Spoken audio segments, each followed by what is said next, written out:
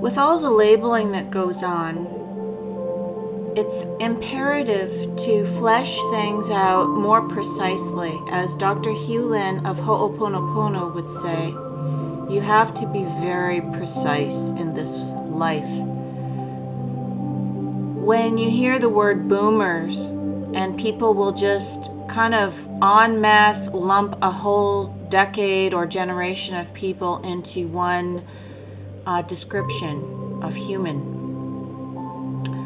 you have to confront them and say, well, it's not everyone born in this generation. Maybe the people you're talking about that are useless or selfish are the beatniks, because that ran in tandem. That's really what you're talking about, are the beatniks. You could say that also of the hippie generation, where a lot of hippies ended up becoming your CEOs because they flipped and they didn't believe their own lies. They didn't believe themselves and they flipped. They're not a true granola or a true person who ate health foods, for instance. They just do things because it's a trend. You could say that about, see, this is what the publishers do, the same people that did the Bolshevik Revolution. It couldn't have happened without publishers. When they labeled the bourgeois, which meant the middle class to them, or the proletariats, or the peasants. You see, you call a bunch of people peasants, then they start to get riled up and think, well, shit, we don't want to be peasants while these other people are kings.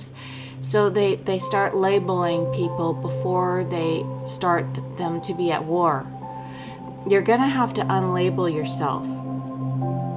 You're going to have to expand your world instead of shrink your world. I remember I asked someone, what do you think of these multi-level marketing, like all these things that they keep saying, people, it was the wave of the future, all these products. They're pretty good products, like Tahitian Noni or Mary Kay or Amway. He said, yeah, it's okay, but it shrinks your world.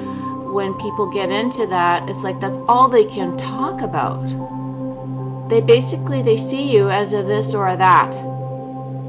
So how do you go about it? But you do the opposite of shrink your world. You enlarge your world, but at the same time, you need to act in the moment or say something in that very instant. Just like when a little baby goes towards the little dust pile after sweeping the floor and the baby wants to explore it, you say, dat, dat, dat, dat, dat, dat, dat.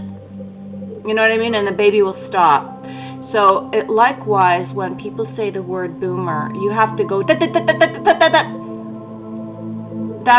That is name-calling an entire generation of people, or a bunch of people just based on the decade or the 20 years that they were born. That's wrong. Be more precise and say, it's the beatniks. Even whether it's true or not, you could find some other group that was the jerk. What we're trying to do is flesh out the jerks from the average, regular, innocent person who's just trying to survive, who's got the carrot dangling in front of them and is innocent. And there's a lot of very intelligent people out there, but they're trying to mush the good people with the talent. They're trying to mush them up with all the others. And that is the mixing of the iron and clay. They'll only crap their own nest. They're trying to. There was a show on TV. They, of course, the TV listings couldn't even say what it was. It was to be announced, but it was this really good regular people being artists out of iron steel. But they mushed it in with some other artist who was really bad, but of course got all the the accolades of the more intellectual, sophisticated people with the gallery. See, there's a difference.